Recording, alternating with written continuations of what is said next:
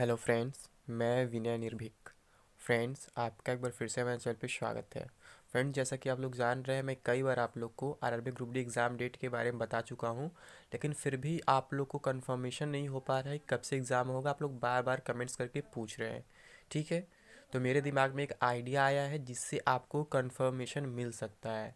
जी हाँ फ्रेंड्स, आप लोग थंबनेल में देख रहे हैं क्या लिखा है कि रेलवे का कोई ठिकाना नहीं है, अब ये काम करना पड़ेगा तभी कुछ कंफर्म होगा। तो ये काम मैं बताऊंगा फ्रेंड्स कि आपको क्या काम करना होगा ताकि कंफर्म हो सके। लेकिन उससे पहले मैं फिर से बता दूं कि एग्ज़ाम कब से हो सकता है और क्या क्या मतलब पॉसिबिलिटी है। फिर मैं बात करूंगा आपको क्या करना होगा कि पॉसिबिलिटी सही हो जाए, ठीक है। तो जैसे कि आपको मालूम होगा कि अभी तक क्या था कि सब कुछ ऑफिशियल नोटिस के थ्रू होता था, लेकिन अब इधर क्या हुआ है पहली बार कि सब कुछ प्रेस कॉन्फ्रेंस के ही जरिए हो रहा है। ऑफिशियल नोटिस लोग तत्काल दे दे रहे हैं, फिर लिंक दे दे रहे हैं एडमिट कार्ड वगैरह का, ठीक है। तो यहाँ पे क्या है, प्रेस कॉन्फ्रेंस में तो इन्होंने बोल रखा था कि अप्रैल फर्स्ट वीक से स्टार्ट होगा, और एक बार बोला था कि मिड मार्च से स्टार्ट हो जाएगा, यानी कि जून आपका एनटीपीसी ओवर होगा। तो एनटीपीसी ना तो मिड मार्च में ओवर हुआ और ना ही अप्रैल फर्स्ट वीक से ग्रुप डी स्टार्ट होना कहीं से भी दिख रहा है, यानी कि ये बात पूरी तरह से गलत हो चुका है, ठीक है। और अगर यही मैं बोला होता तो आप लोग मुझे गाली दिए होते कि तुम तो मेरा ये करवा दिए, नुकसान करवा दिए, ये करवा दिए, वो करवा दिए। लेकिन अब रेलवे कर रहा है तो आप लोग कुछ नहीं कर पाएंगे, ठीक है।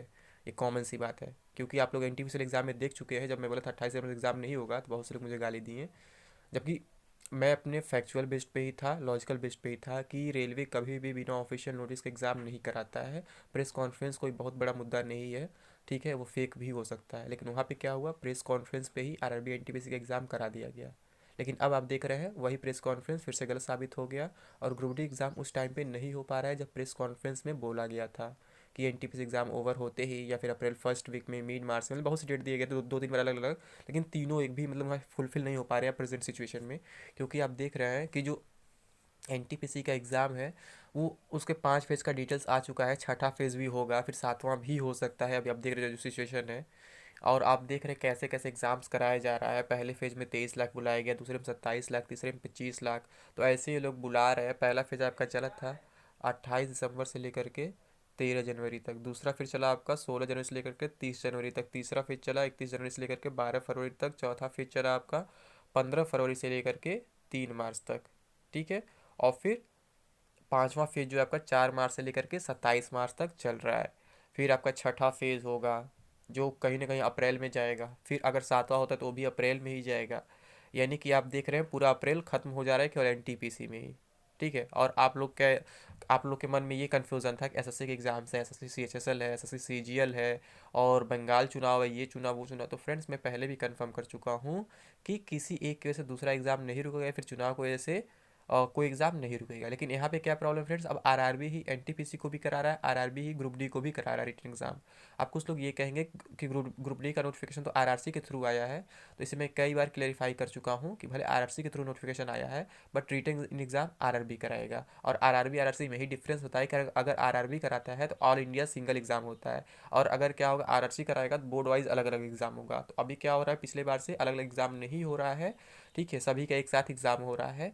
और क्या होता है, रिटन एग्ज़ाम आरआरबी करा देता है, फिर उसके बाद क्या करता है, डिटेल्स आरआरसी को सेंड कर देता है, तो फिर फिजिकल और मेडिकल वगैरह आरआरसी कराते हैं अपने अपने अलग अलग डेट पे, ठीक है। तो उसमें बहुत ज़्यादा डिफरेंस नहीं आता है क्योंकि रिजल्ट सबका एक साथ आया रहता है, तो एक वीक 10 दिन का डिफरेंस रहता है, ठीक है। तो नॉर्मली क्या होता है, ज्वाइनिंग लगभग सभी का साथ ही होता है। लेकिन अगर शुरू से ही आरआरसी कराने लगे सब अलग अलग, तो किसी का 10 दिन में एग्जाम कंप्लीट हो जाएगा, किसी का 2 महीने में एग्जाम कंप्लीट नहीं होगा, क्योंकि कहीं बहुत कम फॉर्म पड़ते हैं, बहुत कम वैकेंसी होते हैं, और कहीं पे बहुत ज़्यादा फॉर्म पड़ जाते हैं क्योंकि बहुत ज़्यादा वैकेंसी होते हैं। तो इस वजह से रेलवे ने क्या किया कि रिटन एग्जाम को सिंगल कर दिया, मतलब कि आरआरबी के थ्रू कर दिया। जब आरआरबी के थ्रू कर दिया तो ऑल इंडिया वन एग्जाम हो गया, मतलब सभी के लिए एक लेवल का एक पैटर्न का एग्जाम रहेगा।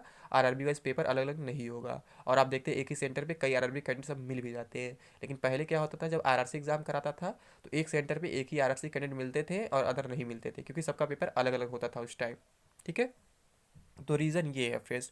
तो आरआरबी आरआरसी में आपको कंफ्यूज नहीं होना है, लेकिन पेपर में देरी हो रहा है क्यों, क्योंकि एनटीपीसी का एग्ज़ाम चल रहा है। तो इस वजह से क्या होगा, जब एनटीपीसी को आरआरबी ही करा रहा है और ग्रुप डी को भी आरआरबी ही कराएगा, और आरआरबी किसको दिया जिम्मेदारी, टीसीएस को, ठीक है। तो टीसीएस एसएससी के भी एग्जाम्स करा रहा है, बट एसएससी अलग हो जा रहा है, लेकिन यहाँ पे क्या एनटीपीसी ग्रुप डी एक ही है, दोनों आरआरबी के ही थ्रू हो रहा है। तो यहाँ पे क्या है, देरी होना लाजमी है। लेकिन अब आप लोग के मन में ये सवाल बन रहा है कि कंफर्म कैसे होगा, जब सब कुछ टलते जा रहा है तो ये कंफर्म बता नहीं रहे, कराएंगे भी नहीं कराएंगे, क्योंकि फिर से कोरोना बढ़ते जा रहा है। अब ये भी मन में सवाल उठ रहा है लोगों के। अभी क्या है, कल 18,000 मिले हैं मरीज, अभी इससे पहले क्या था कि 7,000 8,000 तक पहुंच गया था लगभग। तो आप देख रहे हैं कि कोरोना का भी मतलब खतरा बढ़ते जा रहा है। इस हिसाब से आपके मन में ये भी भ्रम पैदा हो रहा होगा कि शायद अब एग्जाम ग्रुप डी का अभी हो ही नहीं, भले एनटीपीसी खत्म हो जाए, क्योंकि कोरोना का संक्रमण बढ़ते जा रहा है। तो फ्रेंड्स ऐसे बहुत से मन में आपके सवाल है। तो फ्रेंड्स इसको दूर करने के लिए आपको क्या करना होगा, ज़्यादा कुछ नहीं करना है। आपको क्या करना है, अपने आरआरबी के वेबसाइट पे जाना है, उसके कॉन्टैक्ट अस के सेक्शन में जा करके आपको मेल करना है एग्जाम डेट रिलेटेड कि कब हो सकता है, और कॉल करना है, और उसकी रिकॉर्डिंग आप हमें प्रोवाइड करा सकते हैं हमारे व्हाट्सएप नंबर पे, हमारे ईमेल आईडी पे। ठीक है, ईमेल आईडी का डिटेल आपको हमारे अबाउट सेक्शन मिल जाएगा चैनल के, और व्हाट्सएप नंबर तो आपको लगभग मालूम है, अगर नहीं मालूम है तो कमेंट बॉक्स में आप पूछ सकते हैं, वहाँ पे ऑडियो सेंड कर सकते हैं, जिससे मैं सभी को बता सकूँ कि कौन बोर्ड वाले क्या बता रहे हैं। आपको क्या करना है फ्रेंड्स, यहाँ केवल कंडक्टिंग आरआरबी से बात नहीं करना है कि मतलब इस एग्जाम को ये आरआरबी कंडक्ट करा रही है, शायद इस बार का ग्रुप डी भोपाल करा रहेगा, मुझे एग्जैक्टली नहीं मालूम है। ठीक है, तो केवल भोपाल को नहीं करना है।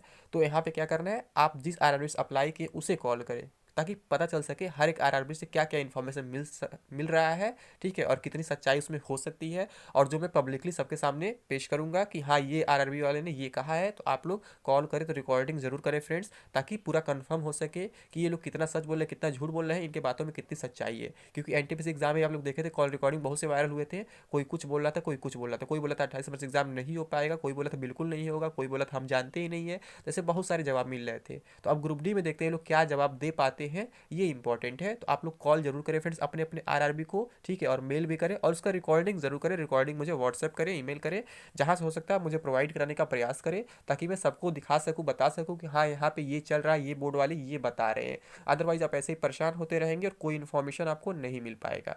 ठीक है, लेकिन मैं बस इतना ही कहूँगा कि अप्रैल में अब चांसेस नहीं दिख रहा है। ठीक है, मार्च तो बीत ही गया लगभग। तो अभी मार्च अप्रैल भूल जाइए, अभी समझिए आपके पास पूरा 2 महीना है प्रिपरेशन का। अगर आप लोग प्रिपरेशन अभी तक नहीं किए हैं तो आप लोग प्रिपरेशन स्टार्ट कर दें फ्रेंड्स, अभी भी मौका है। और प्रिपरेशन का स्ट्रेटजी मैं कई बार बता चुका हूँ। इसमें आपको क्या करना होता है, मैक्सिमम साइंस पे फोकस करना है, मैथ्स पे फोकस करना है, रीजनिंग फोकस करना है। जो जीए पार्ट है, जनरल अवेयरनेस पार्ट है, उसका वेटेज थोड़ा कम है, उसमें केवल करंट अफेयर्स भी देख लेंगे तो भी काम चल जाएगा। लेकिन अगर आप हिस्ट्री ज्योग्राफी पॉलिटी लेके बैठ जाएंगे तो कभी कुछ कर नहीं पाएंगे, क्योंकि इसमें कुछ क्वेश्चन आने वाले नहीं है, सब्जेक्ट वाइज क्वेश्चन नहीं आते हैं। क्योंकि आपको मालूम होगा जनरल अवेयरनेस अलग होता है, जनरल नॉलेज अलग होता है, जनरल स्टडीज़ अलग होता है। ठीक है, तो यहाँ जनरल अवेयरनेस की बात की जा रही है, सामान्य जागरूकता की। जागरूकता का बुक से मतलब नहीं होता है कि हिस्ट्री से आएगा सब्जेक्ट या इस सब्जेक्ट से आएगा। जागरूकता का मतलब क्या है, कहीं भी क्या है, कैसे है, कोई मंदिर हो गया और फिर कोई गुफा हो गया, मतलब जो भी है, कुछ कह सकते हैं ज्योग्राफी से रिलेटेड हो सकता है, कुछ हिस्ट्री से रिलेटेड हो सकता है। लेकिन इसका मतलब नहीं डायरेक्टली हिस्ट्री सब्जेक्ट हम बोल देंगे या फिर ज्योग्राफी सब्जेक्ट बोल देंगे, वहाँ जागरूकता वर्ड ही सही उसके लिए होगा। कि आपके आसपास जो भी घटनाएं हुई हैं प्रेजेंट में, उससे रिलेटेड कुछ हो सकता है, तो ये सब जागरूकता वाले सब्जेक्ट में आते हैं, जीए में आ जाते हैं, जनरल अवेयरनेस में आ जाते हैं। तो ये होता है रेलवे का पैटर्न फ्रेंड्स। यहाँ पे आपको बुक के पीछे नहीं भागना है, केवल नॉर्मल न्यूज़पेपर के थ्रू भी इन सबको आप कवर कर सकते हैं। ठीक है, कुछ पुराने न्यूज़ भी इसमें होते हैं, और पुराने न्यूज़ वहीं से बनते हैं जो करंट में चर्चा में रहते हैं, कि हाँ इसको किसने बनवाया, या फिर ये कहाँ पर है। तो ये क्यों इसके बारे में पूछा जाता है, क्योंकि वो कहीं ना कहीं चर्चा में रहा होता है प्रेजेंट में।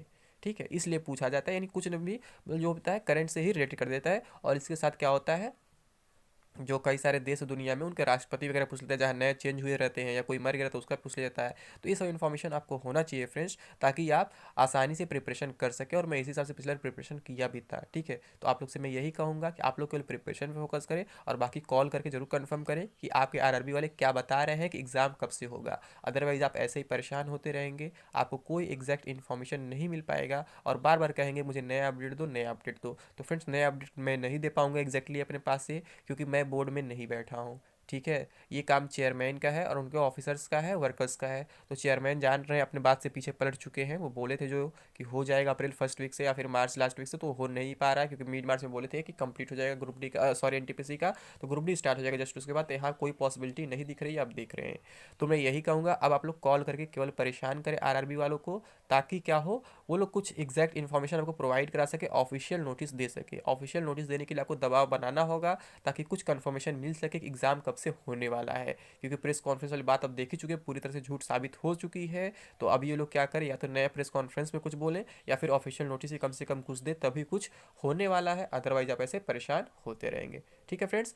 और फ्रेंड्स अगर आपको प्रिपरेशन करना है तो आप मेरा टेलीग्राम ग्रुप ज्वाइन कर सकते हैं, उसका लिंक आपको डिस्क्रिप्शन बॉक्स में मिल जाएगा। इसके साथ साथ आप मुझे फेसबुक, इंस्टा, ट्विटर भी फॉलो कर सकते हैं, इन सभी का लिंक भी आपको डिस्क्रिप्शन बॉक्स में मिल जाएगा।